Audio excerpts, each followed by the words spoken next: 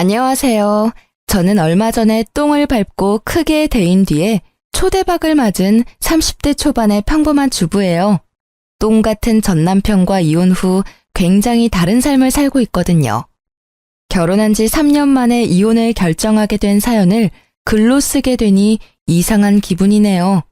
지금의 삶에 감사한 마음으로 제 전 결혼 생활에 대한 사연을 작성해 볼게요. 저와 남편은 20대 중반에 만났어요. 당시 저는 이미 직장인 4년 차로 아버지가 보태준 돈과 제가 번 돈을 합해서 전셋집에서 살고 있었어요. 남편은 저의 알뜰한 모습에 반했다며 프로포즈를 했고 요즘 추세로는 좀 이른 나이에 결혼을 하게 됐어요. 남편은 사실 좀 무뚝뚝한 면이 있고 구두쇠 기질도 있었어요. 그래도 연애 초반에는 좀 덜했는데 결혼 후에는 점점 심해지기는 했지만 아슬아슬하게 참을 수 있는 정도였죠. 시모는 아들이 전부인 사람으로 남편처럼 구두쇠 기질이 있었어요. 그래도 연애 초반에는 좀 덜했는데 결혼 후에는 점점 심해지기는 했지만 아슬아슬하게 참을 수 있는 정도였죠. 시모는 아들이 전부인 사람으로 남편처럼 구두쇠 기질이 있었어요. 자식은 부모를 닮는다고 했나요? 그 말처럼 두 사람은 똑같이 알뜰살뜰 돈 쓰는 걸 두려워하는 사람이었답니다. 그런 시모와 저는 그다지 가깝지는 않았어요. 시모가 매번 친정과 시댁을 차별한다며 저를 나무랐거든요. 저는 외동딸이라 친정엄마에게 매달 용돈을 드리고 있었어요. 자식도 하나뿐인데 그런 거라도 챙겨드리고 싶어서 드렸던 건데 친정엄마에게만 드리기 뭐해서 시모에게도 주는 거였거든요. 그런데 그걸 매번 작은 돈 누구 코에 붙이냐며 친정엄마한테 더 주는 거 내가 모를 줄 아냐며 난리를 피우는 거예요. 아니 근데 생각해보세요. 외동인 제가 친정을 챙기는 건 당연한 것 아닌가요? 어째서 제가 제 집에 효도하는데 시모에게 그런 말을 들어야 하죠? 어쨌든 시모의 그런 언행은 시집 오고 난 뒤부터 시작됐어요. 그런 시모와 비슷하게 남편도 돈 문제로 저를 힘들게 하기 시작했어요. 제가 번 돈으로 제가 돈을 쓰는데 남편에게 허락을 맡아야 했거든요. 어차피 사야 할 생필품이지만 매번 허락을 맡아야 했죠. 이때쯤엔 부부 사이가 아니라 거의 상사와 부하 느낌이었어요. 내 돈으로 결제 맞는 더러운 그 기분 알만한 분들은 아실 거예요. 정말 짜증나거든요. 그렇다고 제가 낭비를 하는 것도 아니었어요. 진짜 맹세코 양가 어머님께 드리는 돈이 거의 60만 원 정도고 나머지는 생활비 100, 나머지는 비상금과 적금이었거든요. 제가 한 달에 쓰는 돈은 거의 20만 원도 되지 않았어요. 그런데 그마저도 많이 쓰니 적게 쓰니 쓸데없다느니 처음에는요. 저도 좋게 생각했어요. 이게 다 나중에 좋은 집에서 살고 좋은 차 몰고 다니려면 어쩔 수 없는 희생이다 라고 말이죠. 그런데 뒤로 갈수록 이게 아니다 싶을 정도로 심할 때가 있었어요. 지금 보면 그냥 그 사람은 구두쇠였을 뿐이고 더 악질적이게도 남의 돈도 자기 돈이라고 생각하고 있었던 거였어요. 제가 이 짠돌이 남편과 싸우게 된 첫 번째 사건의 계기는 바로 친정집 세탁기 때문이었어요. 친정엄마와 평소처럼 통화를 하는데 엄마가 최근에 세탁기가 고장났다고 하더라고요. 처음에는 수리를 생각했는데 오래된 세탁기라 생각보다 수리비가 너무 많이 나와서 어떻게 할까 고민 중이라고 하더라고요. 그래서 저는 제가 모아둔 돈도 있고 저번 명절 때 남편의 성화로 용돈도 많이 못 드린 것도 있어서 제가 세탁기를 새로 사드리기로 했어요. 친정엄마는 걱정하셨지만 저는 제 돈이고 친정에 쓰는 돈인데 괜찮을 거라고 생각했어요. 솔직히 남편의 반응이 조금 신경 쓰였지만 지도 양심이 있으면 장모한테 못 해준 거 내가 해준다고 뭐라 하지는 않겠지 하는 생각도 있었죠. 그래서 이왕 해주는 김에 세탁기에 건조기까지 해서 드렸거든요. 친정엄마가 50견이 와서 빨래 넣을 때 너무 힘들다고 하신 적이 있어서요. 겨울철이나 장마철에도 빨래 말리기 편하니 친정엄마 집안일이 조금이라도 줄어들 거라 생각해서 선택한 거였어요. 새 세탁기와 건조기가 들어가는 날 부모님과 같이 있었는데 부모님은 무척 좋아하셨고 저는 이걸로 끝이라고 생각했죠. 남편도 모를 거라고 생각했는데 카드 내역이 우편으로 날아올 줄이야. 일부러 카드 실적 채우려고 카드로 구매했는데 남편이 그 내역을 보고는 당장 가지고 와서 따지더라고요. 여보, 이렇게 비싸게 주고 산 게 뭐야? 거의 400만 원에 가까운 돈을 주고 도대체 뭘 산 거야? 돈도 없는데 이만큼이나 돈을 썼어? 아, 그거 우리 친정에 세탁기 고장났다고 하더라고. 그래서 내가 하나 사드렸어. 사드리는 김에 건조기도 같이 해드렸어. 그러잖아도 엄마 매번 빨래 넣을 때 50견 때문에 아프다고 하셨거든. 건조기 있으면 팔도 많이 안 아플 것 같고 같이 하면 또 싸길래 해드렸어. 평소에 해드리는 것도 없고. 명절 때도 용돈 많이 못 드렸는데 이 정도면 괜찮잖아. 자초지종을 설명하면 이해할 거라고 생각했던 남편의 얼굴이 점점 험악해지는 걸 보고 저는 당황했어요. 그런 일이 있으면 나한테 이야기부터 했어야지. 당신 혼자 결정하는 법이 어디 있어? 돈 400이 그렇게 쉽게 결정할 일이야? 왜 당신은 항상 이런 큰일을 혼자서 결정하는 거야? 아니, 말이 좀 그렇네? 매번 그러는 것처럼 말하는데 이번이 처음이잖아. 그리고 쉽게 결정한 거 아니야. 나도 충분히 생각했고 필요하다는 걸 느꼈으니까 산 거잖아. 나는 당신이 왜 화를 내는지를 모르겠어. 이걸 산 게 그렇게 화낼 만큼 큰일이야? 큰일이지. 당신이 쓰는 돈은 우리 돈이기도 하다고. 상대방의 소비 규모를 파악하는 것도 중요한 일이고 지금처럼 당신이 과소비하는 일도 있으니까. 그리고 내가 화를 내는 건 당신이 처갓집만 챙겨서야. 세탁기는 우리 엄마가 쓰던 걸 처갓집에 줘도 되잖아. 차라리 우리 엄마한테 세탁기 새로 사드리는 게 나았을 텐데. 뭐? 그게 무슨 논리야? 참나, 우리 집이 거지야? 무슨 말을 그렇게 열받게 해. 왜 우리 집에 남이 쓰던 걸 써야 하는데? 그리고 내가 왜 멀쩡한 시댁 세탁기를 새로 해드려? 남이 아니잖아. 우리 엄마는 혼자 사용하고 계시니까 오래되긴 했어도 깨끗하다고. 그리고 우리 엄마라면 새로 사드려도 깨끗하게 오래 쓸 테니까 돈도 덜 들고 얼마나 좋아. 그게 뭐가 좋은 건데? 그러니까 당신 말은 우리 집은 더럽게 쓰고 어머님은 깨끗하게 써서 어머님께 새 세탁기를 해드리는 게 좋다는 이야기야? 오래 쓰면 그만큼 낡아져.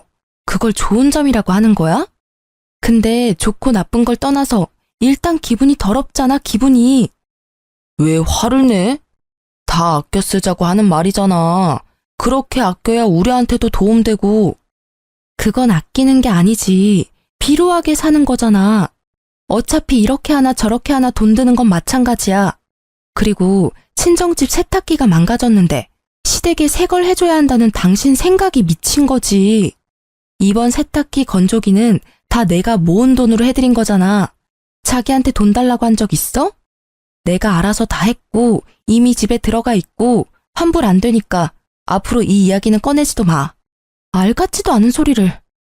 그래서 시댁에는 새 거 하나 안 해주겠다 이거지? 봐, 매번 똑같아. 넌 언제나 너희 집과 우리 집을 차별해. 그게 눈으로 보이니까 매번 간섭하게 되는 거야. 매번 처갓집에 새 것만 해주고 싶어서는. 그리고 넌 며느리면서 시어머니 몸 안 좋아서 골골대는 건 안 보여? 우리 엄마도 몸 안 좋아. 너희 엄마만 엄마야? 어머님 몸 아픈 걸 왜 나한테 이야기해? 아프시면 병원 가면 되지. 멀쩡한 세탁기를 그것 때문에 바꾸겠다면 자기가 아들이니까 자기 돈으로 바꿔드려. 그럼 되겠네. 그 생각 자체가 문제라고. 처가에 네 돈을 썼으면 우리 집에도 네 돈을 써야지. 그게 진짜 차별 없이 대우하는 거 아니야? 와, 진짜 웃긴다. 그럼 양가에 돈 한 푼 안 주는 당신은 차별이 없는 거야? 그리고 차별하는 거 아니라고 분명히 이야기했어. 매번 일할 것도 없고. 이렇게 큰 금액 나간 거 이번이 처음이라고. 용돈도 양가 부모님께 똑같이 내 돈으로 드리고 있다고. 당신이 줄 것도 아닌데 왜 자꾸 나한테 뭐라고 하는데? 진짜 차별하는 게 뭔지 보여줄까? 어? 결국 반 협박이 섞인 제 말을 듣고서야 남편은 입을 꾹 다물었죠. 그렇게 사태는 마무리되는 것 같았지만 쉽게 끝나지 않더라고요. 그렇게 싸우고 며칠 뒤 시모에게서 전화가 왔어요. 네, 어머님. 어쩐 일로 전화하셨어요? 예, 우리 집 TV가 고장났는지 나오지를 않아. 와서 한번 보고 고쳐주던지 해야겠다.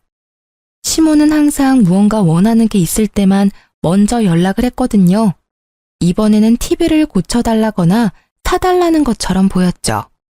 네, 알겠어요. 제가 남편에게 잘 전해놓을 테니 조금만 참으세요. 그렇게 저는 시모의 전화를 끊고 바로 남편에게 전화를 걸었어요. 여보, 어머님이 집 TV가 망가졌다고 전화 오셨던데 와서 봐달라고 하시는데 수리가 될까 모르겠네. 워낙 오래된 TV라. 그래서? 그래서라니. 가서 한번 봐드리고 와. 내가 가서 고쳐주는 것도 아닌데 내가 왜 가? 남편의 말에 당황한 것은 저였어요. 지금 당장 가서 고쳐주겠다고 해도 모자랄 판에 왜 이렇게 새초롬하게 구나 싶었는데 남편이 저에게 한 방 날리더라고요. 당신이 당신 돈으로 엄마네 TV 바꿔주면 되잖아. 차별하지 않는다고 했으니 그렇게 해줄 거지?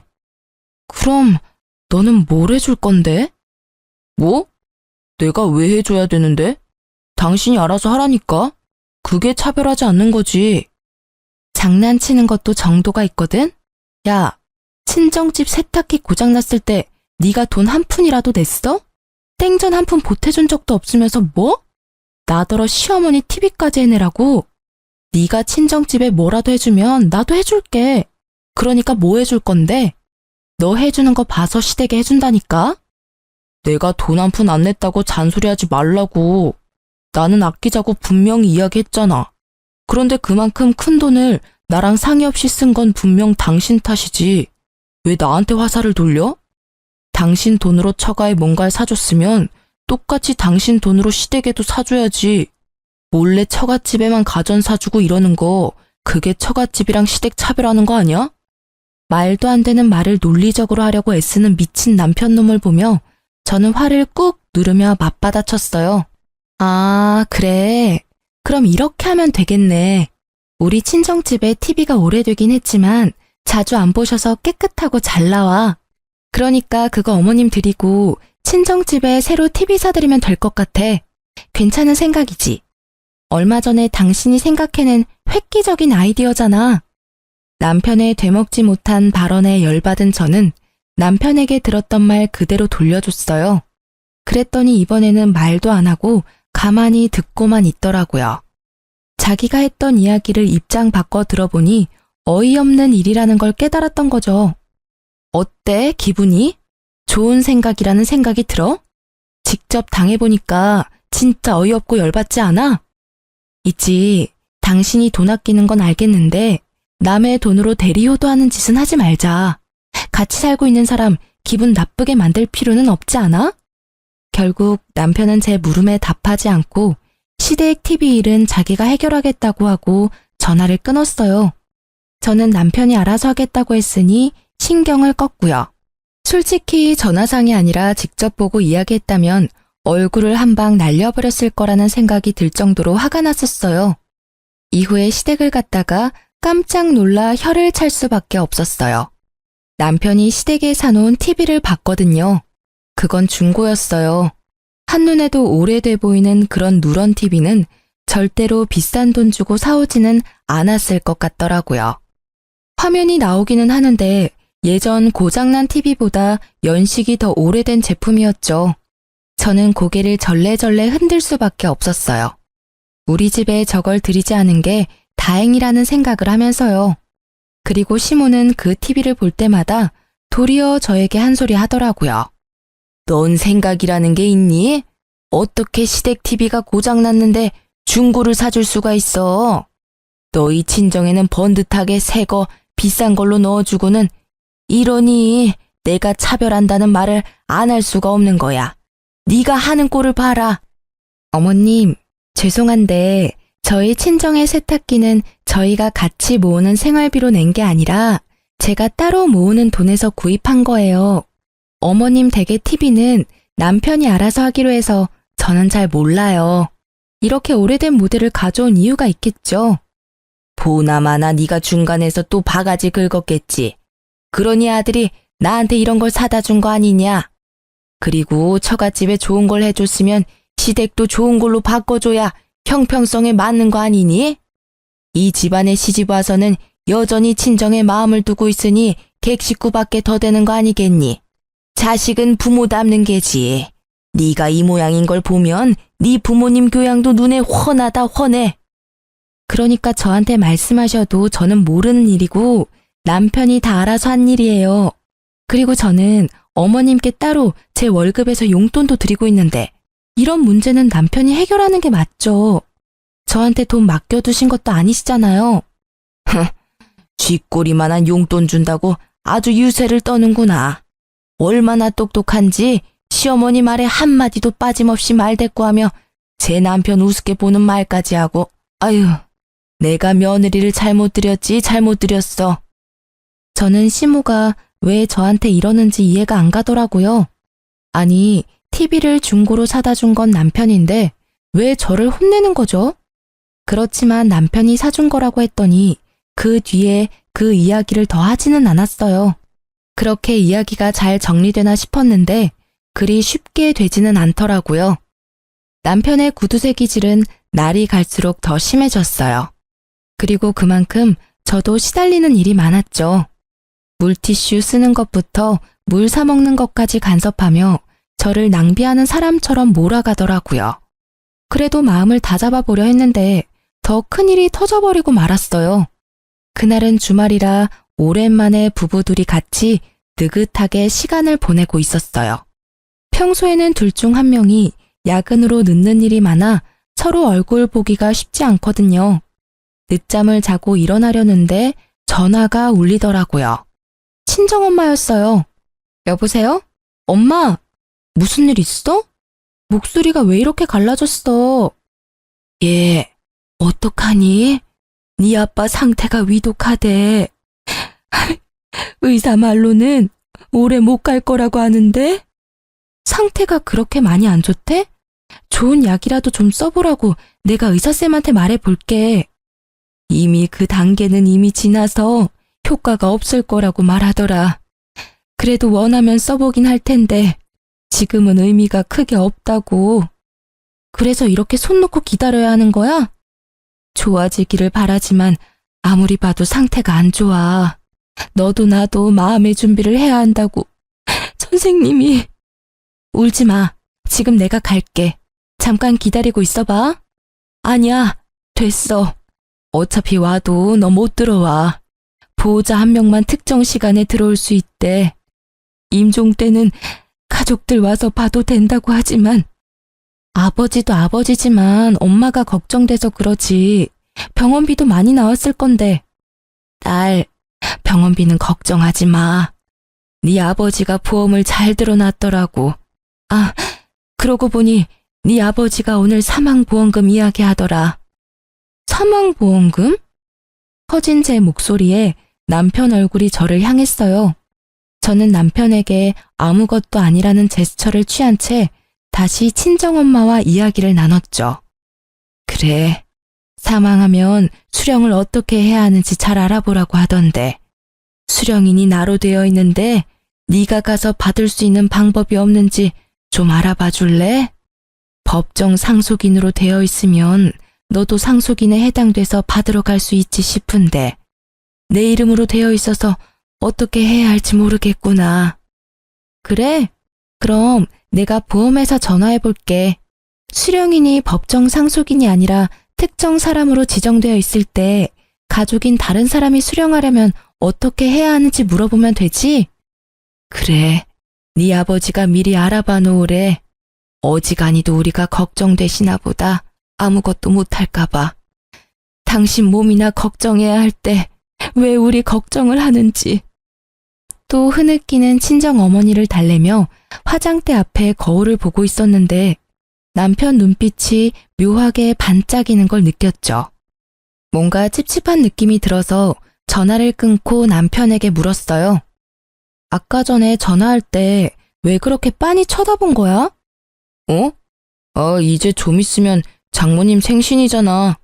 안 좋은 일도 있으신데 생일이라도 좀 좋은 날 되셨으면 싶어서 선물 하나 드리려고 하는데 뭘 해드리면 좋아하실까? 갑자기 무슨 일로?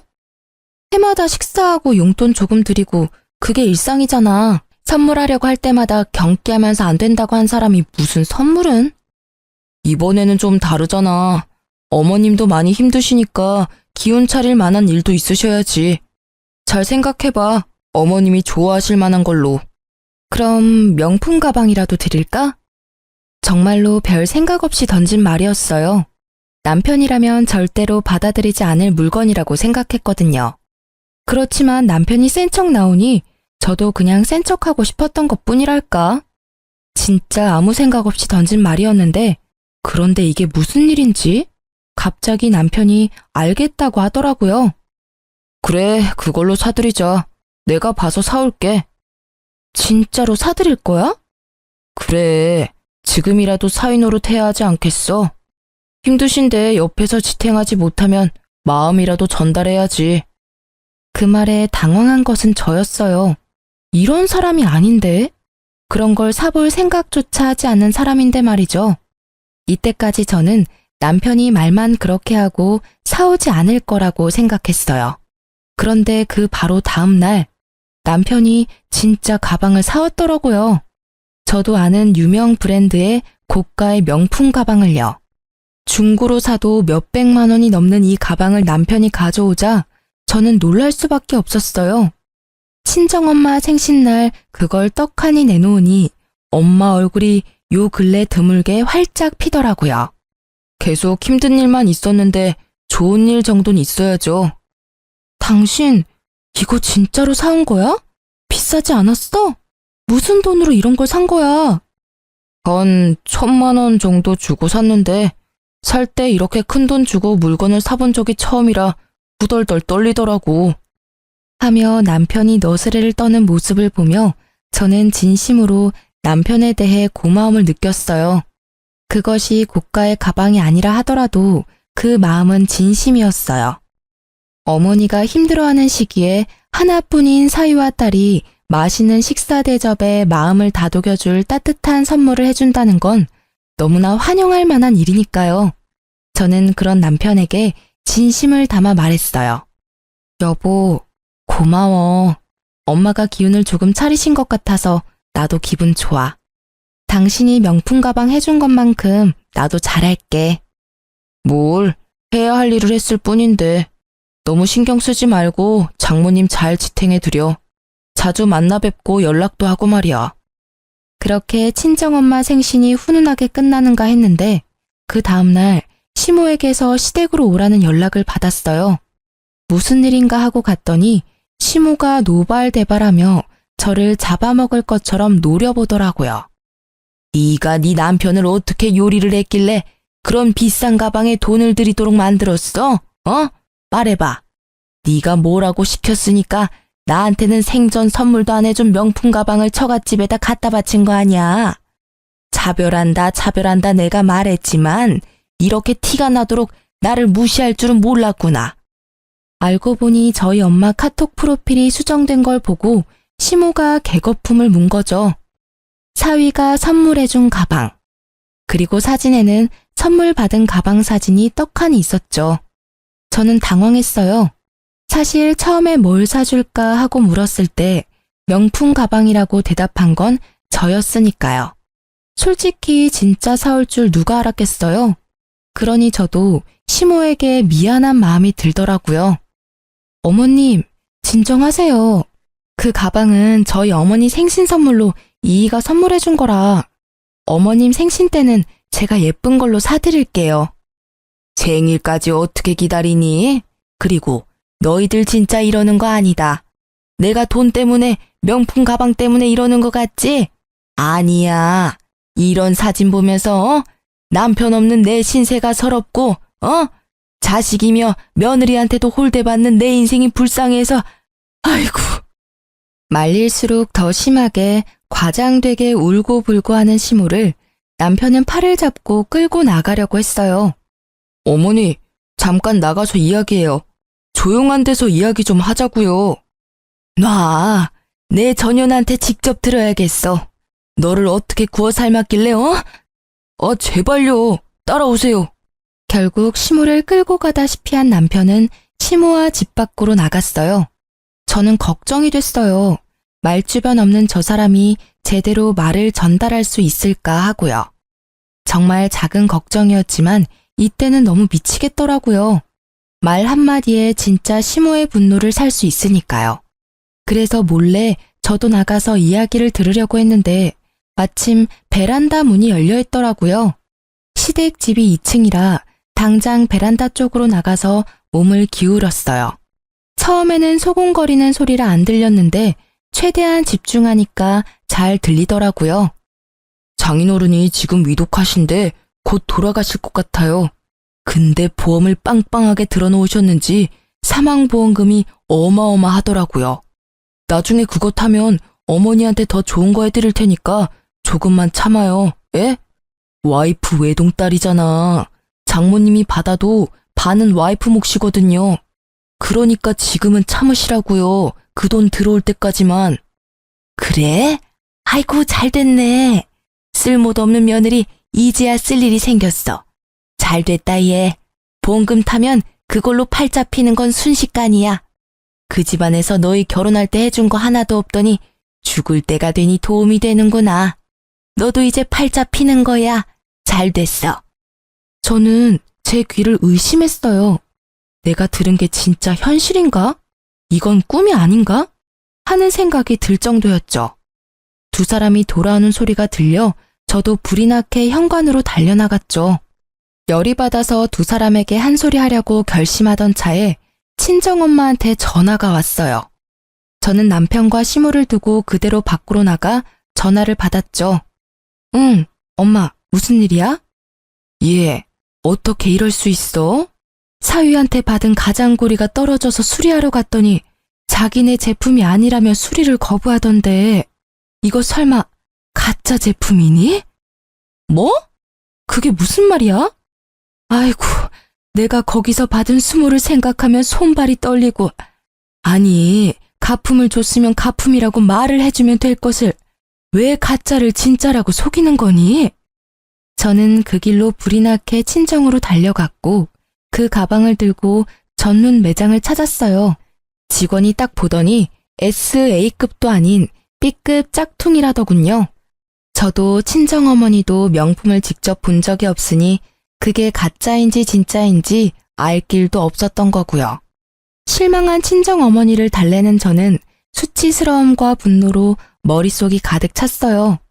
이혼. 바로 이날 저는 이혼을 결심하게 됐어요.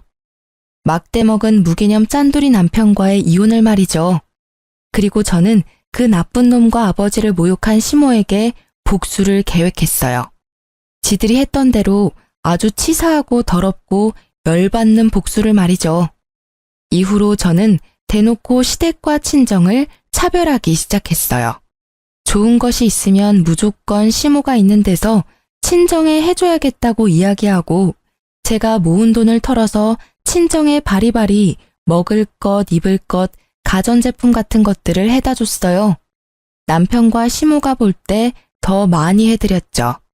시모에게 이보다 더 크게 열받는 일이 있을 수 없고 남편은 유산 때문에 꾹 참고 있는 게 보였죠. 그래도 본인도 참기 힘들었을 거예요. 말하고 싶은 걸 참느라 힘들어 보였거든요. 그치만 이제 짠돌이가 힘들어하든 말든 제 알 바 아니죠. 무개념 막말 시모는 결국 참지 못하고 제게 한 소리 해댔어요. 이게 보자 하니까 친정집에는 발길 좀 끊으랬더니 매번 왔다 갔다 하며 이거 사주고 저거 사주고 너는 이 시댁 식구들은 보이지도 않냐? 이렇게 대놓고 사람 차별하고 자식은 부모 닮는 법이야. 네가 그러면 네 부모가 욕 얻어먹는 건 당연한 이치지. 어디 가서 우리 집 며느리라고 하지 말거라. 네, 차별하는 거 맞고요. 저는 외동딸이라 저희 친정집 식구도 소중해요. 어머님네는 아들이 셋이나 되는데 챙겨줄 사람도 그만큼 많잖아요. 그런데 저희 집은 저 하나뿐이거든요.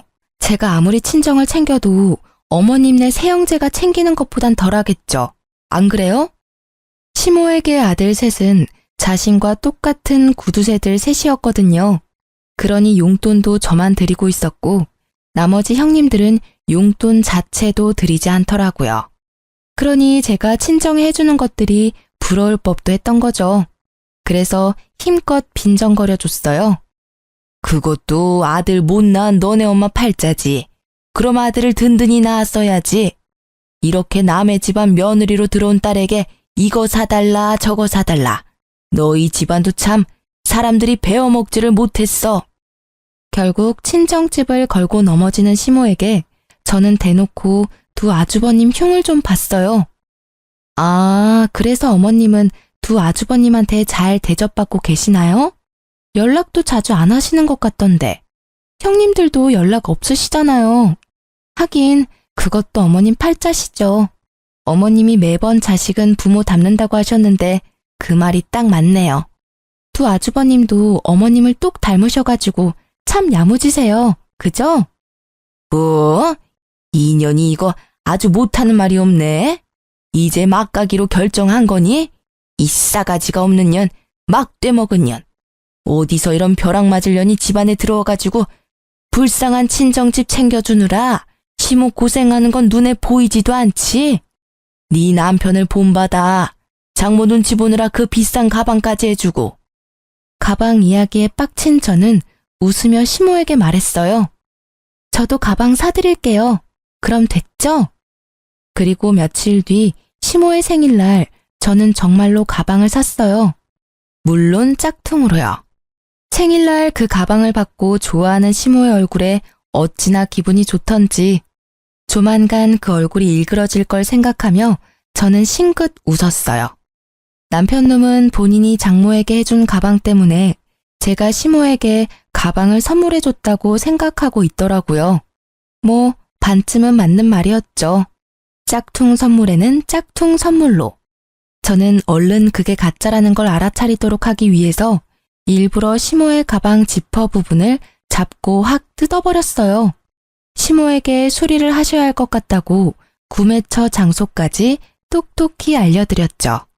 그리고 며칠 뒤 수리하러 갔다 씩씩거리며 집으로 돌아온 시모의 모습에 저는 시치미를 뚝 떼고 앉아 있었어요.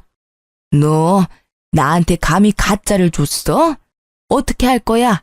그 명품점에서 내가 이런 수치를 당하고. 예, 너 네 와이프가 나한테 가짜 가방을 준 거 알고 있었니?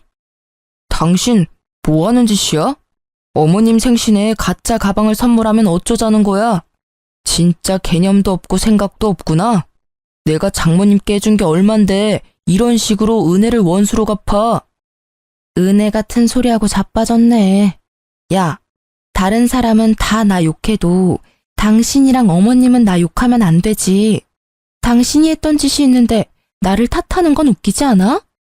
뭐라는 거야, 얘가? 어머님, 모르셨어요? 댁의 아드님이요. 장모한테 B급 가짜 가방을 줬더라고요. 생신 선물로요. 그래놓고는 명품 가방이라고 속이고는. 그래서 저도 어머님한테 똑같이 드린 거예요. 저희 어머니가 받았던 것처럼 짝퉁 가방으로요. 아드님이 뿌린 대로 거둔 거니까 불만은 없으시죠? 그거 언제 알았어? 아니, 그건 다 이유가 있어서. 그 이유는 알고 싶지도 않아. 짝퉁? 그것도 괜찮아. 처음부터 가짜라고 이야기했으면 차라리 나았어. 돈 없지만 다음에는 진짜를 사주겠다고 이야기했다면 우리 형편에 아쉽지만 어쩔 수 없다며 좋게 넘어갔을 일이지. 그런데 당신은 그걸 숨겼어. 아니, 거짓말을 했지. 1,000만 원이 넘는 가격으로 산 것처럼 사기를 쳤어. 자기 장모한테 말이지. 이 사기꾼. 서슬퍼런 제 모습이 처음인지라 남편과 시모는 놀란 눈치였어요. 그런 남편의 모습에 저는 한 방 더 먹여주기로 했어요. 그리고 한 가지 더 말해주는데 그 일 덕분에 우리 엄마가 괘씸해서라도 나한테는 아버지 보험금 안 주겠대. 어차피 지정 수령인이라 엄마한테 다 가는 거라 나는 한 푼도 못 받는다고. 뭐? 그게 무슨 말이야? 당신도 법정 상속인인데 왜 못 받아? 나도 몰라? 아니면 우리 엄마한테 직접 물어볼래? 진짜로 안 줄 생각인 건지. 남편 놈이 진짜로 급했는지 친정엄마한테 곧바로 전화를 걸더군요. 그 탐욕 가득한 눈빛이 어찌나 한심하던지 물어보랬다고 그걸 전화하는 저 뻔뻔함에 치를 떨었죠. 어머님, 저 한 가지만 여쭙겠습니다. 혹시 와이프는 장인어른 사망보험금 못 받습니까? 그래, 자네는 우리 집을 뭐라고 생각하는 겐가? 자네 장인 사망보험금은 이 집에서 알아서 할 일이야. 자네가 신경 쓸 일 아니지. 나는 지금 자네에게 크게 실망했어. 이런 무례한 전화도 그 중에 하나지. 더 이상 할 말 없으니 이제 더 이상 나한테 전화하지 말게. 미리 친정엄마와 계획해둔 거였어요. 아버지의 사망보험금이 사라진다면, 내 몫이 사라진다면 이 짠돌이가 어떻게 나올까 하고 아마 분명히 높은 확률로 제가 바라던 말을 해줄 거라고 생각했어요. 그리고 제 예상이 맞았어요. 남편의 절박하던 얼굴은 금세 뻔뻔하게 바뀌더라고요. 그 얼굴에는 미안함도 부끄러움도 없었어요. 당신이 사망보험금 못 받는다면 나랑 같이 살 필요 없어. 우리 이혼해. 짠돌이 남편 싫다며. 매번 차별 운운하는 시어머니도 싫고 그럼 됐잖아. 그냥 이혼하자. 그래, 너 잘 생각했어. 애도 못 가져. 처갓집이랑 차별도 하고 이런 못 사는 집 딸보다 더 좋은 여자 이 나라에 널리고 널렸어. 위자료나 듬뿍 받아내라. 두 사람의 말에 저는 속으로 비웃었어요.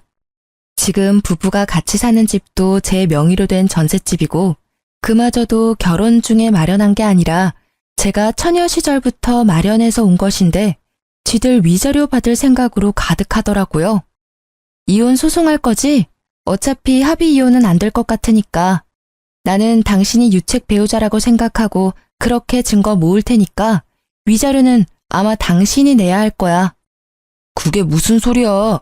위자료는 당신이 내야지. 나는 이미 어머님이 나한테 한 막말들 다 녹음해놨어. 카톡 대화 내용도 다 찍어놨고. 제 말에 심오한 남편은 그제야 꿀먹은 벙어리가 되더라고요. 그 뒤에 남편은 자기가 불리해질 것 같으니 뒤늦게 울며 불며 인정에 호소하며 매달렸지만 저는 냉정하게 뿌리쳤어요. 보험금 못 받는다니 냉큼 이혼하자던 놈이 이제 와서 무슨 낯짝으로 다시 매달리는지. 결국 이혼 소송은 역시 저의 승리였어요. 그리고 그 판결 이후 친정아버지가 돌아가셨죠. 친정엄마는 이혼한 제게 사망보험금의 반을 나눠주고 저는 보험금과 위자료, 전세금을 합해서 아주 좋은 집을 계약했어요. 그렇게 4년이 흘렀어요. 이미 저는 좋은 남자를 만나 재혼에 성공한 상태였죠. 내심 이번에는 절대로 짠돌이와 만나지 않으려고 조심 또 조심했는데요. 그렇게 만난 게 현재 남편이에요. 작은 상가를 소유한 남자로 결혼 직후 아기 천사가 찾아온 덕분에 저는 회사를 그만두고 아이 육아에만 힘쓰고 있었죠. 그러다 아이를 어린이집 보내고 남는 시간엔 남편 상가에 가서 일을 조금씩 도와주고 있었어요. 그리고 어느 날 남편 건물에 청소 여사님 면접을 보기로 해서 아기를 안고 건물 관리실로 들어갔어요. 그 안에는 면접을 보기 위해 온 연세 지긋해 보이는 여사님들이 계시더라고요. 그리고 고개를 돌리다가 저는 익숙한 얼굴과 마주쳤어요. 바로 전시모였어요. 전시모는 제 모습을 보더니 제가 이곳에 면접 보러 온 줄 아시더라고요. 아이고, 어디서 남자 하나 꼬셔서 애 낳고 살고 있니? 세상에, 이런 청소하는데 올 정도면 네 팔자도 망한 거나 다름없구나. 여자 팔자는 남자를 잘 만나야 펴는 법인데 네가 만난 남자가 얼마나 못났으면 이런 데를 와?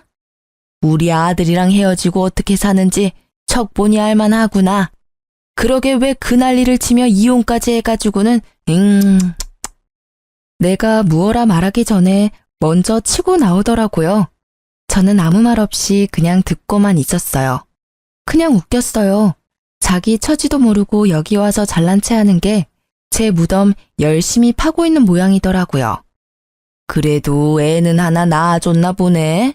우리 애가 너한테서 애 보기 싫어서 애를 안 가진 거 아니니? 잘했지. 애라도 있었으면 얼마나 울고 먹었을 거야? 애 있다고 양육비 내놓으라 어쩌라 했겠지. 애가 없는 게 얼마나 다행인지. 아무 말 없는 거 보니 너도 네 처지가 부끄럽긴 한가 보네. 그렇게 말하던 전 시모의 눈이 제가 들고 있던 가방을 향하더라고요. 남편이 사준 브랜드 제품 가방이었는데 그걸 보고 피식 웃더라고요. 나쁜 버릇 또 나왔구나. 청소나 하러 다니는 주제에 가짜 명품 가방을 들고 다니니? 나한테 짝퉁 가방 선물할 때부터 알아봤어. 그것도 가짜지? 줘봐. 그때 내가 당한 수치를 생각하면 지금도 화가 가라앉지를 않아. 그러면서 제 가방을 뺏어갔어요. 가방을 험하게 다루며 상처를 내길래 제가 말해줬어요. 그거 가품 아니고 진품이에요. 이미 가죽에 기스가 났네요. 수리 비용 주실 거죠? 이거 수리 안 되면 하나 통으로 사주셔야 하는데 그 정도 능력은 있으신 거겠죠? 하긴 아드님이 셋이나 계시는데 그 정도 돈 없겠어요? 제가 차분하게 웃고 있으니 전 시모도 약간 이상하게 생각한 듯 하더라고요. 제 가방이 바닥에 내팽겨쳐질 때 마침 관리실 문이 열리면서 관리 직원이 인사를 하러 나왔죠. 아이고 사모님, 왜 거기서 계세요? 여기 안쪽으로 와서 앉으세요. 사모님? 저는 전 시모가 바닥에 떨군 가방을 들어 먼지를 툭툭 털어냈죠. 고개를 드니 전 시모의 얼굴이 새하얗게 질린 게 보이더라고요. 그제야 상황 파악이 된 것 같더라고요. 제가 일하러 온 사람이 아니라는 것과 자신이 던져버린 가방이 가품이 아닌 진품이라는 걸요. 네, 제가 사모님이고 오늘 이 건물 청소 여사님 구하는데 지금 남편이 면접 좀 봐달라고 해서 온 거예요. 일단 한 분씩 안쪽 방에서 면접 볼게요. 저희는 연이 있으니 먼저 면접 봐드릴게요. 안으로 들어오세요. 저와 전 시모가 관리인 방으로 들어갔어요. 따라오지 않을 줄 알았던 시모가 놀라서 그런지 아무 생각 없이 순순히 따라 들어오더라고요. 저희는 가족처럼 함께 일할 여사님을 구해요. 월급도 근처 분들보다 더 쳐드릴 건데 그만큼 열심히 해주셔야 되고요. 개인적으로는 꼭 맡아서 해주셨으면 좋겠어요. 이제껏 알뜰하게 사시는 걸 제가 잘 봤잖아요.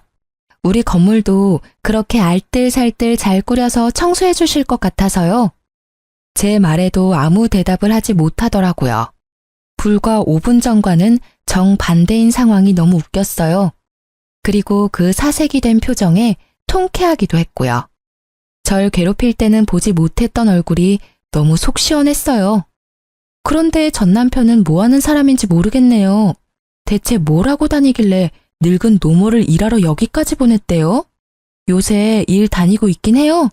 혹시 여전히 너무 알뜰하게 살아서 연세 드신 어머니 밖으로 일하러 보낸 걸까요? 뭐든 적당히 해야 하는 법인데 말이에요. 아들이 셋이나 계신 분이 이런 데서 일한다 그러면 사람들이 욕할지도 모르겠네요. 걱정해주는 척 폭탄을 날리며 비웃자 전 시모는 자존심이 상했는지 화난 얼굴로 벌떡 일어나더라고요. 내가 이딴 곳에서 일할 줄 알아? 절대 안 할 테니 그리 알아. 저도 채용할 생각은 아니었어요. 받아들인다면 두고두고 갑질 제대로 할 생각이었는데 알아서 빠져나가더라고요. 나중에 전 시모가 왜 여기까지 오게 됐는지 주변 사람들에게 물어보니 아들이 셋이나 되는데 아무도 용돈 주는 자식이 없대요. 제가 있었을 때는 제가 드리는 용돈이 유일했던 것 같더라고요. 그렇게 자식 셋이 전부인 것처럼 굴더니 결국 용돈도 주지 않고 왕래조차 잘 안 한다고 해요. 본인이 뿌린 씨앗, 본인이 거둔 거죠. 그렇게 구두쇠같이 굴었으니 자식들도 똑같이 그렇게 큰 거죠. 그리고 며칠 지나지 않아 전 남편이 건물로 찾아왔더라고요. 저는 시모가 건물에 해코지하지 않을까 매일 나와보고 있었기에 그 사람이 왔을 때 딱 마주쳤죠. 너 잘 만났다. 야, 너 나한테 사기를 치고 이혼을 해? 너 보험금 못 받는다더니 다 받아 처먹고 나한테는 거짓말을 해? 왜 그게 잘못됐어? 나도 내 재산 지킬 필요가 있어. 네가 욕심내서 우리 아버지 보험금 노리는 거 모를 줄 알았어? 간도 크지. 어떻게 와이프 아버지 사망보험금을 노려? 그래, 그거 내가 탔으면 또 그 집구석에서 구워 삼겨지고 있었겠지. 정말 불행 중 다행이었어. 뭐? 이게 말이면 다인 줄 아나? 야, 이딴 작은 상가 하나 가지고 있다고 무서운 줄 모르나 본데 나는 니년 절대 용서 못해. 나한테 거짓말하고 이혼한 거니까 사망보험금은 토해내야지. 그게 맞는 거잖아. 그게 왜 맞는 말이야? 그리고 그걸 내가 왜 토해내? 아버지 사망보험금은 엄밀히 따지면 우리 엄마 거야. 그리고 이 건물? 이거 내 거 아니야. 내 남편 거지. 그러니까 남편 불러서 법적 대응하기 전에 얼른 꺼져. 앞으로 이 근처 얼씬거리지도 마. 알아들었어? 이 찌질아. 건물이 남편 거라는 이야기에 전 남편은 사색이 돼서는 말 한마디 못하고 나가더라고요. 아니, 와이프 아버지 보험금 못 받는다는 이유로 이혼하자고 했던 놈이 다시 찾아와서 이럴 줄은 상상도 못했어요. 정말 찌질함의 끝을 보여준 더러운 놈이었어요. 그 일이 있고 나서는 찌질한 전 남편을 본 적은 없었어요. 재혼한 남편이 제 이야기를 듣고는 눈에 불을 켜고 건물을 지키고 있거든요. 그래도 찌질이와 헤어지고 좋은 남자 만나서 다행이라고 생각해요. 지금 남편은 저희 친정에 너무 잘해줘서 가끔 미안할 정도거든요. 우리 집이나 시댁에서 뭔가를 사면 꼭 친정에도 사드리자며 먼저 권하니 제가 도리어 마다할 정도예요. 솔직히 우리 집에 너무 잘해주니까 저도 자연스레 시댁과 남편에게 더 잘하게 되더라고요. 뿌린 대로 거둔다는 말이 틀린 게 없네요. 이제 든든한 남편과 알콩달콩 잘 살아볼 거예요. 글 읽어주신 분들 모두 감사하고 행복하세요.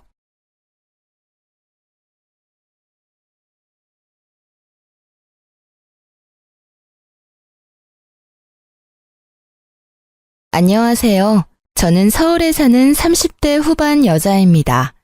친한 친구가 이곳에서 사연을 듣는 걸 함께 듣다가 너무 재밌어서 그때부터 매일 챙겨 듣고 있는 열혈 팬인데요.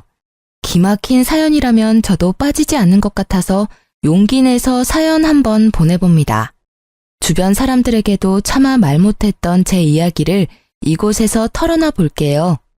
저는 학창 시절부터 참 모범생처럼 살아왔어요. 부모님이 하라는 대로 대학 가고 무난하게 직장 다니다가 30대 초반에 부모님 친구가 소개해준 선자리에서 남편을 만났죠. 남자도 많이 사귀어보지 못해서 어떤 남자가 제대로 된 남자인지 알지도 못하고 그냥 부모님 통해 소개받는 거니까 괜찮겠다고 생각했어요. 아무래도 어른들이 괜찮다고 하니 등 떠밀려 나간 것도 없지 않아 있었죠. 남편은 대기업에 다니고 있었고 집안이 괜찮았어요. 시아버지가 고위 공무원이어서 윤택하게 살아온 티가 나더라고요. 저 역시 아버지가 오랫동안 사업을 하셔서 나름 넉넉한 환경에서 자랐거든요. 사실 선짜리 꽤 나왔는데 영 마음에 차지 않았거든요. 선영 씨는 외모도 집안도 저와 딱 어울리는 게 드디어 제 인연을 만났나 봅니다. 처음 만나서 남편이 이렇게 말을 하더라고요. 똥인지 된장인지 구분도 못하던 저는 이런 말을 듣고도 그냥 칭찬인갑다 하고 넘어갔죠. 제가 무슨 액세서리도 아니고 뭘 잘 어울려야 되나요? 그때부터 여자를 어떻게 생각하는지 딱 보였던 건데 어릴 때의 전 바보같이 알아보지 못한 거죠. 그렇게 남편의 적극적인 대시로 사귀게 되었고 집안에서 맺어준 거나 다름없어서 결혼식까지 일사천리로 진행되더라고요. 이렇게 든든한 사돈과 한 집안으로 만나게 돼서 참 좋습니다. 앞으로 두 집안 잘 지내봅시다. 우리 선영이가 부족한 점이 많습니다. 실수를 해도 어여삐 여겨주세요. 아유, 걱정 마세요. 이렇게 예쁘고 참한 며느리를 봤는데 뭘 해도 이쁘죠. 양가 부모님도 서로 참 잘 대해주셨고 결혼식에 양가 손님들도 참 많이 왔었어요. 사실 남편을 너무 사랑해서 한 결혼은 아니었고 나이가 차서 떠밀리듯이 했던 결혼이었기 때문에 결혼식 하면서도 실감은 잘 안 나더라고요. 신혼 초까지만 해도 별 문제는 없었어요. 남편도 다정했고 시부모도 쿨하게 잘 대해줬죠. 연락을 자주 하지도 않았고 시댁도 한 달에 한 번 정도 갔던 것 같아요. 좀 거슬리는 게 하나 있다면 남편의 여동생이었죠. 1년 전에 이혼해서 시댁에서 얹혀 살고 있었는데 시댁에 갈 때마다 시누이 노릇을 하려고 해서 슬슬 짜증이 나더라고요. 언니는 어떻게 밥 한 번 안 차리고 매번 먹고 쏙 가요? 며느리 노릇을 전혀 안 하네. 결혼하고 직장도 관둬서 할 일도 없잖아요. 자주 와서 며느리 노릇 좀 해야죠. 내가 요리를 해본 적이 없어서 해도 맛없을 거예요. 그리고 어머님도 직접 하시는 건 아니잖아요. 밖에서 사오거나 주문하시는 것 같던데. 아니에요? 아이 참. 그러니까 언니가 좀 와서 밥 좀 하라고요. 난 집밥이 먹고 싶은데 엄마가 밥을 안 하잖아요. 새언니 생겼는데 뭐 득보는 게 하나도 없네. 제가 아가씨 밥 해주려고 결혼한 것도 아닌데 말을 좀 이상하게 하네요. 아가씨가 애도 아니고 밥 먹고 싶으면 직접 하면 되죠. 아유, 얘, 너 새언니한테 왜 그래? 귀한 집에서 곱게 자랐는데 요리를 해봤겠어? 너도 요리한 적 없잖아. 새언니는 너보다 더 귀하게 자랐어. 야, 넌 언제 집 구해서 나갈 거야? 바람 펴서 이혼당하게 자랑도 아닌데 나 같으면 쪽팔려서 방 밖으로 나오지도 못하겠다. 아, 지나 잘할 것이지. 뭔 시누이 노릇을 하려 그래? 예, 말하지 말랬지. 동네방네 아주 자랑을 하지 그러냐? 저는 왜 이혼했는지 몰랐던 터라 시모가 깜짝 놀라서 남편 입을 막더라고요. 시누이도 얼굴이 벌개져서 방문 쾅 닫고 들어가 버리고요. 1년 만에 바람 펴서 이혼당한 거라니. 안 그래도 마음에 안 들었는데 시누이를 곱게 볼 순 없겠더라고요. 결혼 생활은 5년간 순탄하게 흘러갔어요. 전 결혼하자마자 직장을 관두고 전업주부로 지냈는데요. 남편이 아이를 원해서 저도 노력을 꽤 했어요. 나이도 젊은 편이니까. 사실 몇 달만 시도하면 임신이 금방 될 거라고 생각했었는데요. 인생은 마음대로 안 된다고 임신이 잘 되지 않더라고요. 시댁도 남편도 아기를 바라는 눈치였지만 제 앞에서 드러내고 말을 하진 않았죠. 대신 시모는 임신이 잘 된다는 한약을 꾸준히 보내주더라고요. 초반에야 고마웠지만 거의 3년을 한약을 먹으니까 한약 봉지만 봐도 진저리가 쳐졌죠. 모자랄 것 없는 제 인생에서 가장 힘든 시기였던 것 같아요. 아기만 생기면 모든 게 완벽할 것 같은데 누구보다 아기 낳고 잘 돌봐주고 잘할 수 있는데 임신이 안 되니까 자존감도 바닥이고 너무 힘들었죠. 그러던 어느 날 드디어 저의 인생을 송두리째 바꿔버릴 사건이 일어나게 되었어요.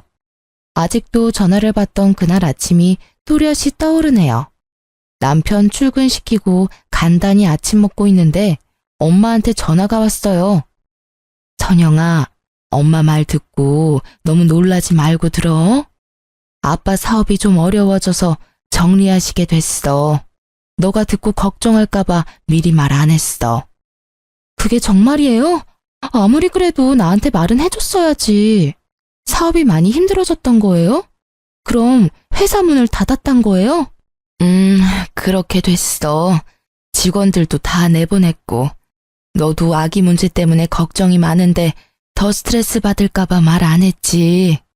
아빠는 괜찮으니까 너무 걱정하지 마.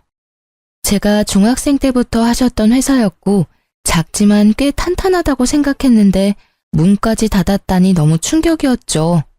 저는 심란한 마음으로 남편이 회사에서 돌아오자마자 말을 해줬어요. 뭐라고? 문을 닫았다고? 아니 나한테 한마디 말도 없이? 뭐? 아빠가 본인 회사를 정리하는데 왜 당신한테 말을 해야 돼?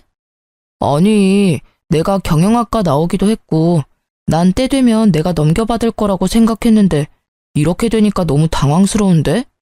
자식이 당신 하나인데 어차피 당신은 그쪽으론 배운 게 없어서 못 물려받을 거고 그래서 당연히 내가 해야 된다고 생각했던 거지. 참나, 우리 아빠가 그런 말을 한 번도 하신 적도 없는데 몰래 그런 생각까지 하고 있었다니. 지금 내가 더 당황스러운데 아버지 회사 정리하셨다고 해도 당신한테 피해가는 일 전혀 없으니까 너무 그러지 말아줘. 안 그래도 속상하니까. 왜 피해가는 게 없어? 엄청난 손해를 본 건데 사업하실 때랑 지금 다 망하고 난 거랑 상황이 같아? 솔직히 내가 당신 하나 보고 결혼 결정한 거 아니잖아. 그건 당신도 마찬가지 아니야? 왜 그렇게 말을 정 떨어지게 해? 그리고 내가 언제 망했다고 했어. 정리하신 거라고 했지. 난 당신이 위로해 줄 줄 알았는데 이렇게 나오니까 너무 황당하네. 황당한 건 나야. 나 좀 혼자 있고 싶으니까 좀 나가. 옆에서 떽떽거리고 있지 말고. 남편은 심지어 인상을 쓰며 저를 방에서 쫓아내기까지 하는 게 아니겠어요? 여지껏 한 번도 저에게 이렇게 대한 적이 없었는데 말이죠. 저는 너무 황당해서 쾅 닫힌 안방문을 한참 노려보고 있었어요. 물론 서로 집안 보고 한 결혼이었지만 같이 산 세월이 몇 년인데 한순간에 태도가 변하다니. 솔직히 어이가 없더라고요. 그렇게 남편과 냉전 아닌 냉전이 시작됐어요. 제가 말을 안 하니까 남편도 저한테 말을 안 걸더라고요. 아침에도 혼자 준비해서 회사에 휭 가버리고 밤늦게나 새벽에 들어오는 날들이 점점 많아지기 시작했죠. 예전부터 산부인과에서 정해준 날엔 전날에 야근을 하더라도 당일엔 일찍 들어오던 남편이었는데요. 냉전을 하기 시작하면서 제가 그날이라고 메시지를 보내도 답도 없더니 보란 듯이 또 새벽에 들어온 거 있죠. 당신 진짜 이럴 거야? 한 달에 한 번인데 그날만큼은 지켜줘야 되는 거 아니야? 너야말로 미친 거 아니야? 지금 말도 안 하고 사는데 무슨 이참에 할 말 좀 하자. 너 애 못 갔잖아. 온갖 검사를 다 하고 병원에 돈을 쳐들여도 안 되잖아. 이제 그만하고 나가서 일해. 뭐? 당신 어떻게 말을 그딴 식으로 해? 아주 벼르고 있었니? 그래, 내가 꾹꾹 눌러왔던 거 이참에 다 말한다. 어차피 임신도 못하고 네 아버지 사업 망한 마당에 애 갖는 것도 의미 없고 나랑 계속 살고 싶으면 직장 구해서 일해. 집에서 빈둥대고 있지 말고. 알았어? 이제야 본심이 나오네? 여지껏 그렇게 생각했어? 네 돈으로 집에서 빈둥대고 있어서 돈 아까웠니? 내가 아이 문제로 얼마나 힘든지 알면서 어떻게 그렇게 말할 수가 있어? 그러니까 이제 그만 포기하라고. 산부인과에 돈 좀 그만 쳐바치고. 남편은 소리를 지르고는 심지어 식탁 의자를 던져버리기까지 하더라고요. 그런 폭력적인 남편의 모습을 한 번도 본 적이 없던 저는 너무 놀라서 손이 부들부들 떨릴 정도였어요. 남편은 그 길로 집을 나가버렸고 며칠을 안 들어오더라고요. 저는 안 그래도 힘든 친정에 하소연을 할 수도 없고 들어줄 친구도 없어서 혼자 분을 삭히며 집에서만 웅크리고 지낼 수밖에 없었어요. 그렇게 며칠이 지나고 시모한테 전화가 왔죠. 오늘 집으로 좀 와라. 내가 목록 보내줄 테니까 올 때 마트에서 장 좀 봐와. 그러고는 대뜸 끊어버리는 게 아니겠어요. 가뜩이나 황당한데 장볼 목록을 엄청나게 길게 보내왔더라고요. 어이가 없었지만 일단 오라니 시댁으로 갔죠. 제가 들어오는 걸 본 시모가 대뜸 소리를 삑 지르더라고요. 너 내 말이 우스워? 내가 장 봐 오랬는데 덜렁 빈손으로 온 거야? 아, 장 봤어요. 올 거예요. 때마침 초인종이 울렸고 제가 미리 마트에서 주문한 것들이 배달되어 왔죠. 내가 마트 가서 장 봐 오랬지 누가 배달시키랬어? 배달은 누가 못 시켜? 네가 하나하나 다 고르고 담아서 사왔어야지.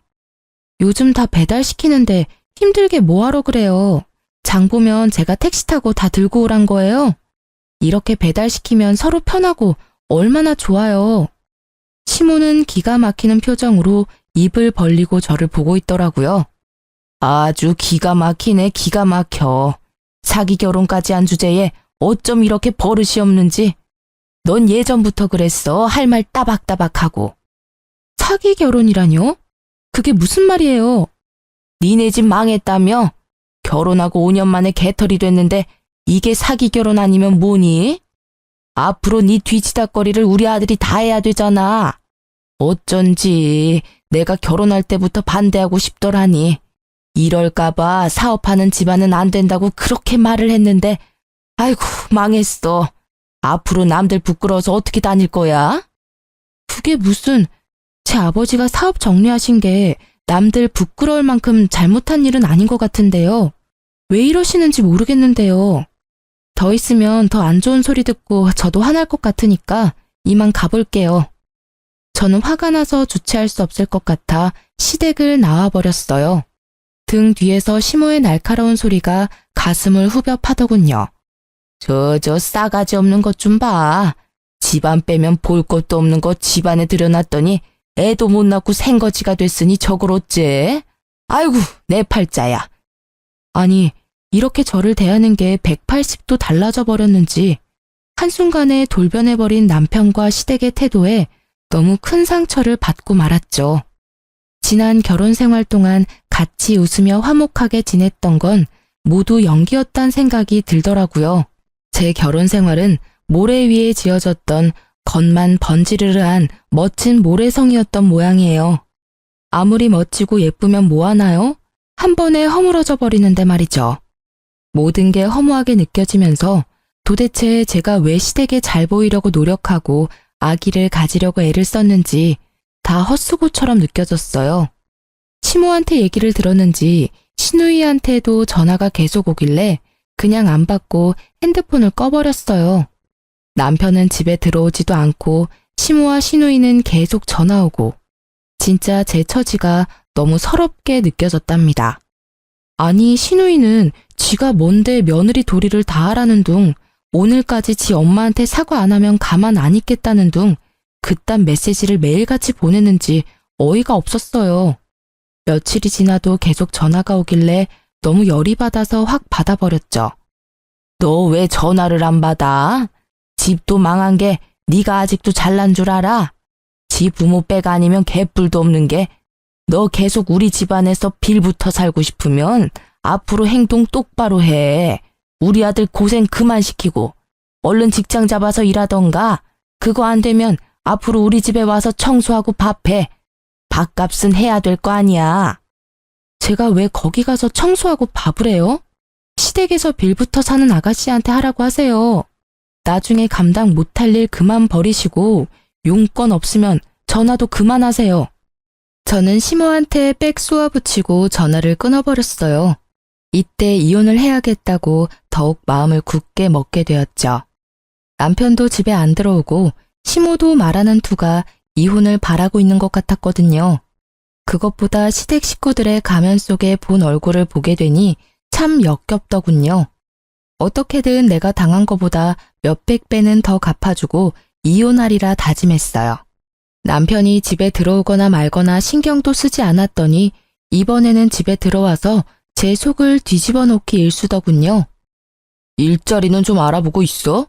결혼 전에 일하던 데는 생각하지 말고 눈을 확 낮춰서 찾아.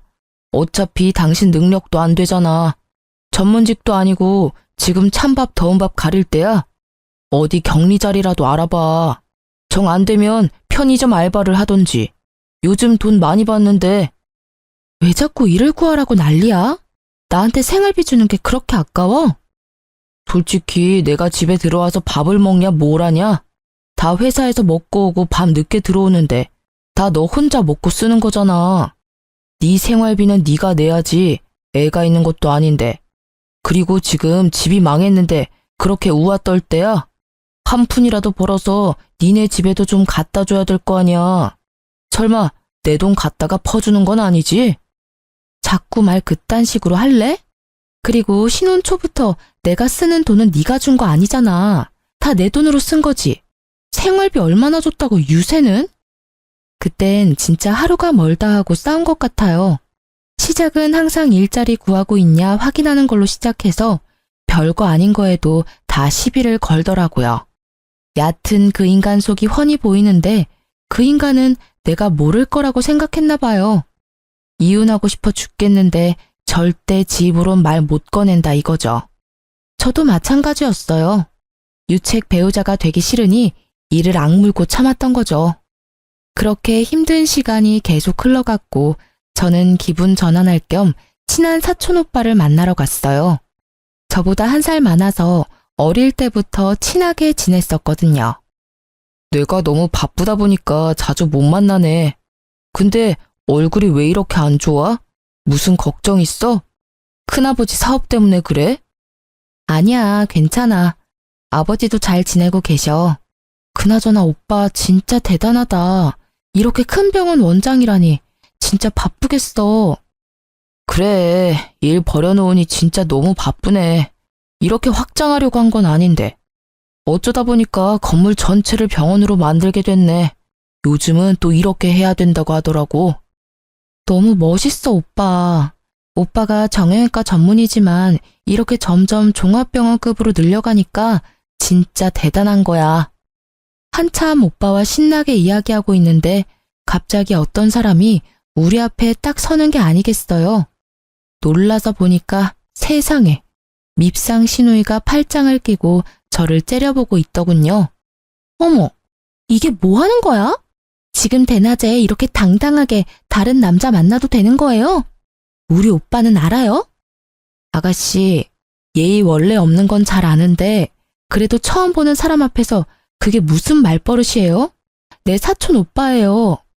참나, 신분증 까는 것도 아니고 진짜 사촌 오빠인지 아닌지 내가 어떻게 안대? 새언니가 거짓말하는 걸 수도 있잖아요. 안녕하세요. 처음 뵙겠습니다. 저 선영이 사촌 오빠 맞습니다. 이범준입니다. 이범준? 아, 아까 이 건물 들어올 때 대문짝만한 사진이랑 이름 본 것 같은데? 그 의사 맞아요? 네, 맞습니다. 사진이 너무 크죠? 어머, 그러셨구나. 언니는 이렇게 멋진 사촌 오빠가 있다고 왜 말을 안 했어요? 안 그래도 저도 요즘 다리가 아파서 병원 가려고 했는데 너무 잘 됐네요. 제가 꼭 갈게요.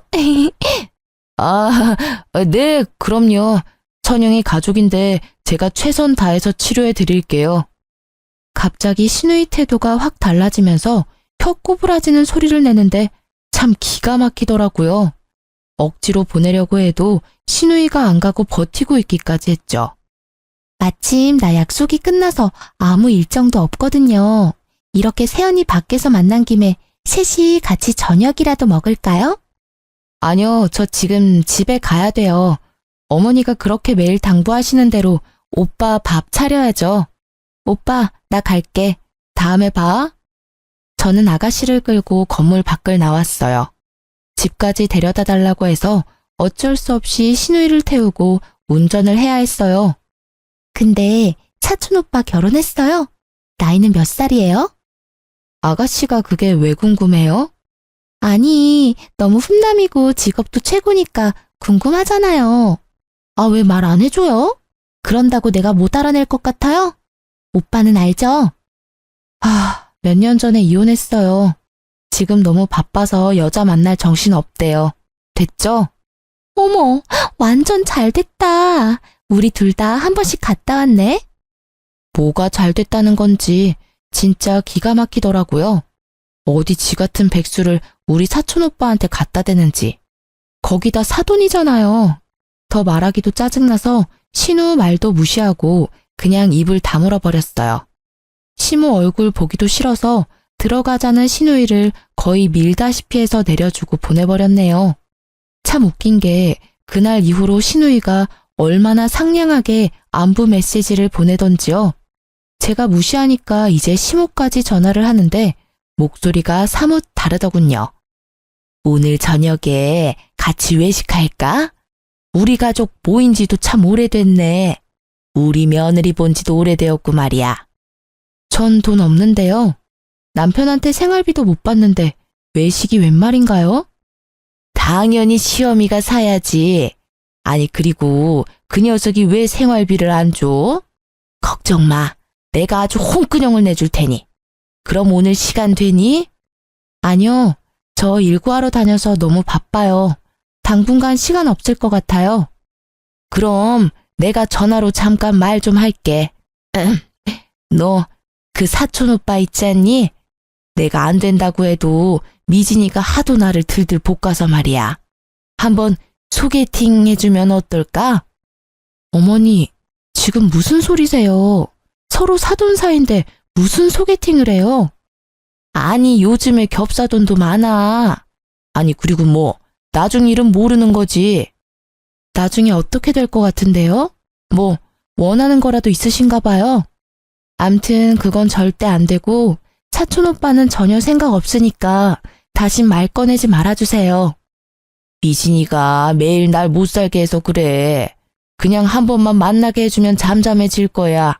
사촌 오빠가 매너 있게 잘 거절해달라고 하면 되지. 일단 한 번은 만나게 해줘 봐봐. 병원 운영하느라 잠도 못 잔대요. 전 안 된다고 말씀드렸으니까 이만 끊을게요. 그 후로도 몇 번이나 말을 꺼내서 매몰차게 거절을 해버렸어요. 그랬더니 몇 주 후에 시모가 대뜸 전화해서 소리를 지르는 거예요. 지금 당장 집으로 와라. 오늘 할 게 많으니까 와서 좀 도와. 잔소리 한마디도 보태지 말고 당장 와. 안 오면 내가 니네 집으로 쳐들어갈 거야. 하도 급하게 들리길래 일단 시댁에 가봤죠. 그랬더니 신우이랑 시모가 소파에 쭉 뻗어서 TV를 보고 있더라고요. 주방 가면 식탁에 꺼내놓은 거 있으니까 재료들 보고 음식 좀 해라. 갈비랑 전이랑 잡채 먼저 하고 그 연어는 샐러드도 하고 회로 먹게 잘 썰어서 준비하고. 네? 갑자기 무슨 말이에요? 오늘 무슨 날인가요? 네가 이래서 며느리 자격이 있나 싶은 거야. 오늘 네 시누이 생일이다. 시누이 생일도 안 챙기고 도대체 집에서 팽팽 돌면서 하는 게 뭐니? 네 남편도 저녁에 오라고 했으니까 얼른 준비해. 그 많은 걸 제가 어떻게 해요? 정 저한테 시키고 싶으시면 어머니가 하세요. 그럼 제가 도울게요. 네가 그동안 네 친정 믿고 얼마나 편하게 산지 알겠지? 다른 며느리들은 생일이며 제사며 얼마나 음식을 쎄빠지게 하는데 너는 생일 되면 외식하면 장땡 아니야 맨날. 우리 집은 제사도 없고 얼마나 편하게 살았어? 이제부터 너도 다른 며느리들처럼 생일상 좀 차려봐라. 누가 들으면 아주 팔자 좋게 살았는 줄 알겠네요.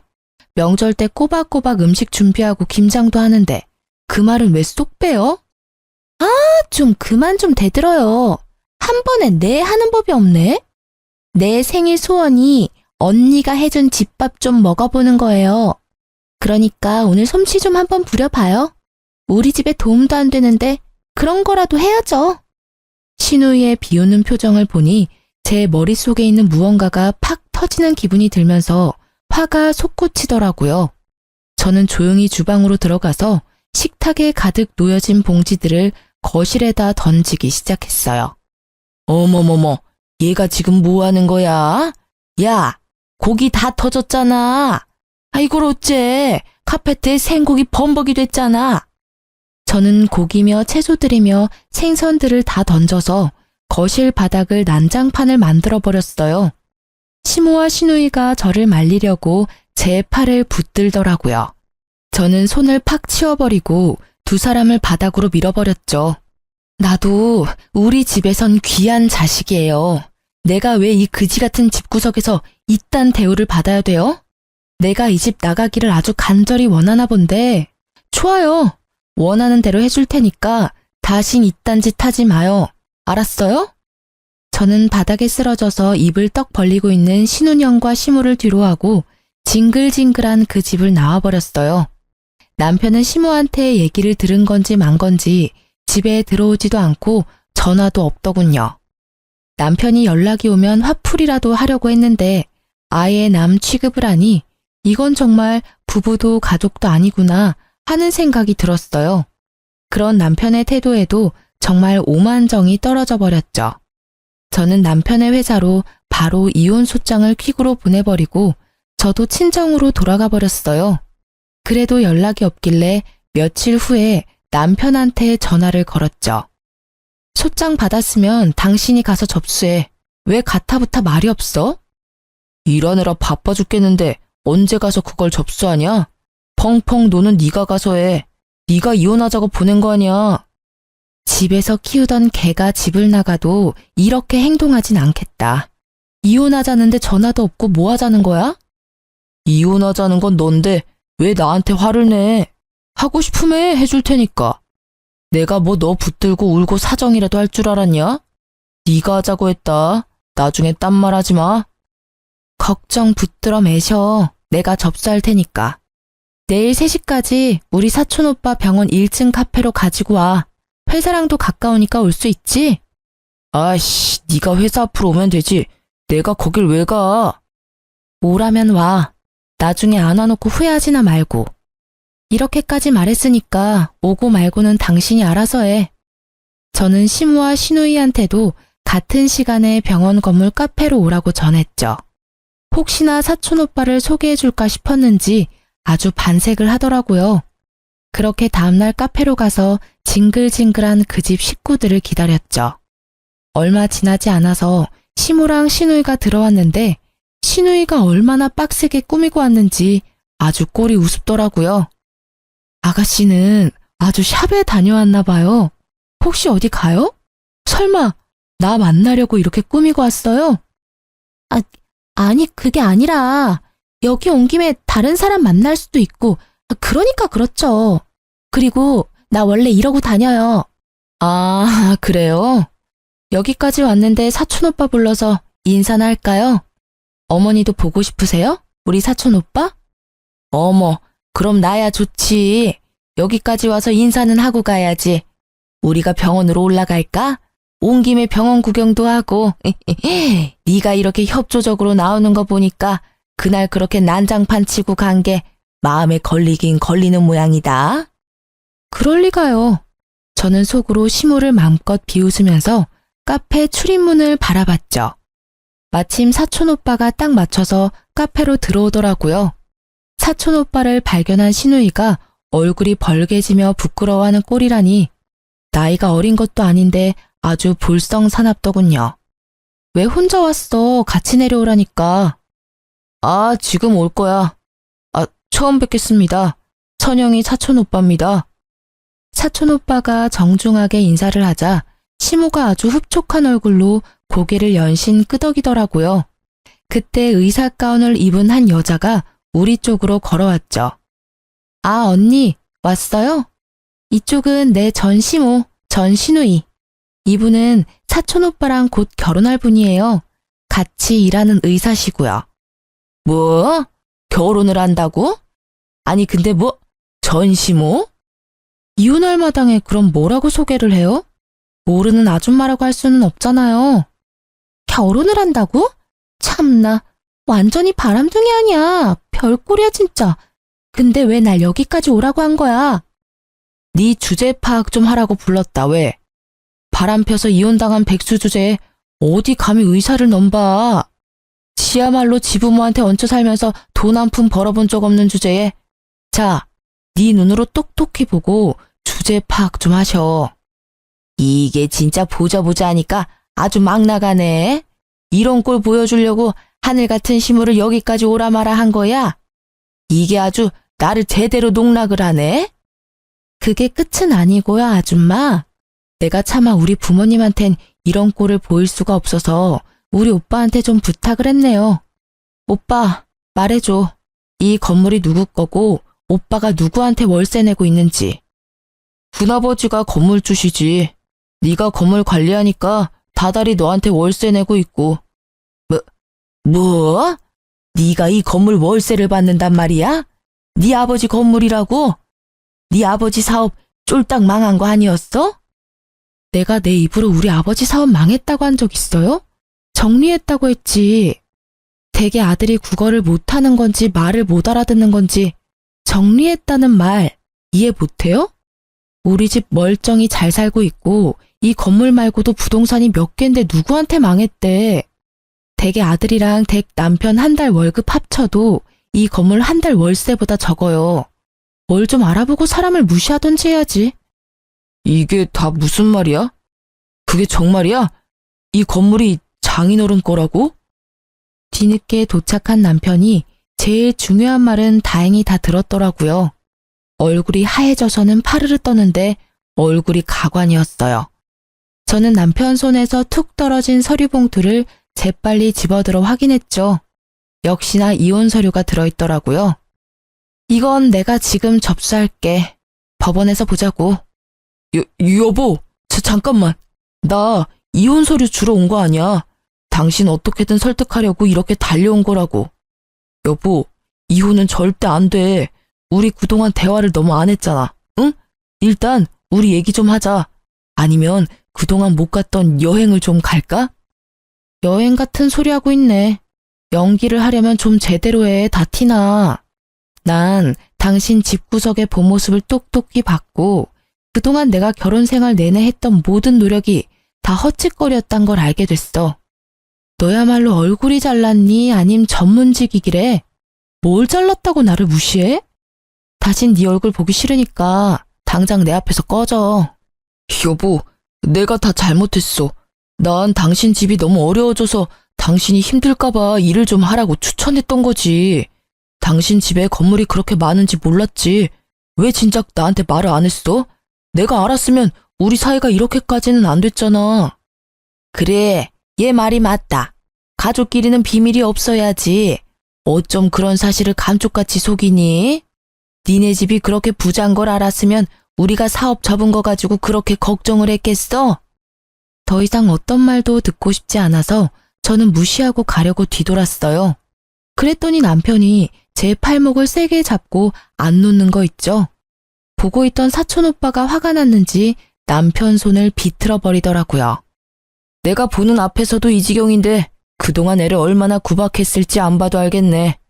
절대 이렇게 넘어가면 안 되겠어.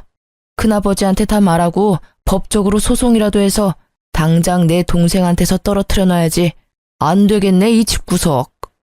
사촌 오빠가 저를 데리고 카페를 나왔고 저는 그 길로 친정에 가서 그동안 있었던 모든 일을 말할 수밖에 없었죠. 아버지는 화가 나셔서 합의가 아닌 소송 이혼을 하자며 당장 변호사에게 전화하셨고 엄마는 제 손을 잡고 눈물을 흘리셨어요. 네가 천의 고아도 아니고 왜 이렇게 힘든 일을 가지고 혼자 끙끙 앓았어. 당장 아빠 엄마한테 말했어야지. 그 천박한 집구석을 왜 너 혼자 상대하고 다 당하고 있었어, 이 맹추야. 아빠 엄마도 힘든데 나까지 이혼한다고 하면 가슴 아플까봐 그랬지. 이건 너 혼자 해결할 일이 아니야. 앞으로는 아빠한테 맡겨라. 분명히 이혼 안 한다고 난리를 칠 테니 변호사 확실히 준비해서 소송하자. 아니나 다를까 아버지 말대로 남편 놈은 이혼은 절대 못한다고 결사적으로 반대를 하더라고요. 그래서 결국 이혼 소송으로 갈 수밖에 없었답니다. 아이가 있었다면 더욱 길어졌을 소송이었는데 그나마 6개월 정도 걸린다고 하더라고요.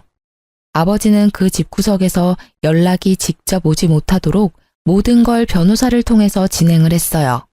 그랬더니 더욱 약이 오른 남편 놈이 계속 연락을 해오고 지가 죽어도 이혼은 절대 안 된다고 발악을 하더라고요.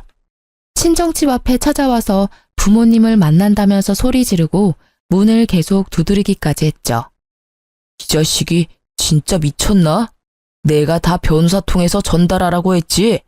네가 뭔데 내 집에 찾아와서 행패야. 아버님, 제발 한 번만 기회를 주십시오. 제가 그동안 아버님께 얼마나 충성하고 잘했습니까? 예? 부부 사이에 싸움 조그만 거 가지고 잘 사는 부부 이혼시키실 수 있어요? 그래, 아주 개처럼 설설기며 잘했지. 어떻게든 내 주변 콩고물 좀 얻어먹을까 하고. 나중에 나 죽으면 내 사업 어떻게 물려받을까 노리고 있던 거 내가 모를 것 같아? 내가 니놈 속 빤히 알면서도 사위니까 봐줬던 건데 감히 네가 내 귀한 딸을 그런 식으로 취급해? 당장 꺼져. 내 눈앞에 또 보이면 그냥 소송으로 안 끝날 줄 알아. 친정아버지가 화를 내며 쫓아내도 바지가랭이 붙잡고 이혼 못한다고 질질 짜기까지 하는 거 있죠. 그렇게 저한테 냉정하게 대하면서 알바라도 하라던 모습과는 아주 딴판이더라고요. 저는 제가 승소할 자신이 있었기에 어떤 반응도 보이지 않았고 연락도 당연히 받지 않았어요. 지도 안 되겠는지 나중에는 방법을 바꿔서 제가 수입과 재산을 숨겼다면서 자기도 법적으로 대응하겠다고 엄포를 놨죠. 긴 소송 끝에 드디어 승소 판결이 났고 살고 있던 집도 7대 3으로 나누라는 판결을 받을 수 있었어요. 남편이 산 집이었지만 제 몫을 받을 수 있었죠. 저에게 돈이야 큰 의미가 없었지만 남편을 괴롭게 하기에는 돈 문제가 최고인 걸 아니까 어떻게든 더 많이 재산 분할을 받으려고 노력했던 부분도 있었어요.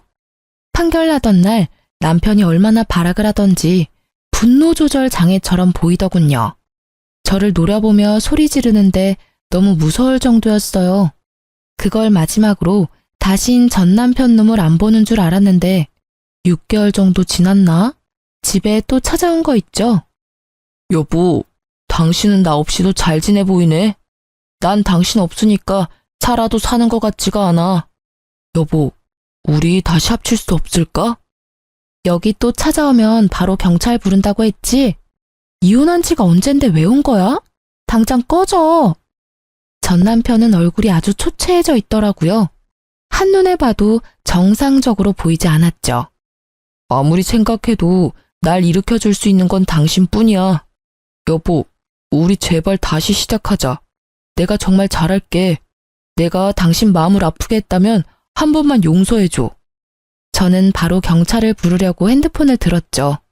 그걸 보고는 남편이 거칠게 제 핸드폰을 확 낚아채는 게 아니겠어요? 사람이 말을 하면 좀 들어봐. 정 다시 못 살겠다면 그럼 돈 좀 빌려줘. 당신 돈 많잖아. 당장 3천만 좀 빌려줘. 너무 급해서 그래. 은행 대출도 다 풀이라 받을 데도 없어. 언젠 그지라고 무시하더니 돈 빌릴 사람이 그렇게 없어? 어떻게 이혼한 전 부인을 찾아와서 돈을 달래? 진짜 미친 거 아니야? 아이씨, 미진이 그년이 또 사고를 쳤어. 이번엔 유부남이랑 바람이 나서 상간녀 소송을 당했어. 당장 내일까지 3천을 마련해야 되는데 생각나는 게 당신뿐이었어. 그 일로 우리 엄만 충격받아 쓰러져서 뇌출혈로 입원하셨고 우리가 부부로 산 정이 있잖아. 딱 한 번만 도와주면 안 될까? 그렇게 잘난 집구석에 돈 3천이 없니? 완전 그지들 주제에 나한테 그렇게 했어? 그러게 마음 심보 좀 잘 쓰지 그랬어. 누가 알아? 그랬으면 나중에 건물주 됐을 수도 있잖아. 네 복을 네가 걷어차놓고 어디서 하소연이야. 지금 당장 안 꺼지면 경찰이 데려갈 테니까 그렇게 알아. 저는 끈질기게 제 손을 잡으려고 하는 남편놈을 세게 밀어버리고 집으로 확 들어와 버렸어요. 10분 후에 확인해보고 안 가면 바로 경찰 부르려고 했는데 보니까 각오 없더라고요. 끝까지 참 비겁하고 추한 인간이라는 생각이 들더군요.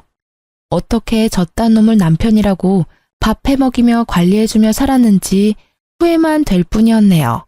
다행인 건 그 후로 전 남편 놈을 다시 보진 않았단 점이죠. 사실 저는 결혼 전부터 아버지 건물을 관리하고 있었어요. 건물 관리며 시설 관리도 공부했고 세금에 대해서도 공부하면서 건물 관리에 대해서 꽤 지식도 있는 편이고요.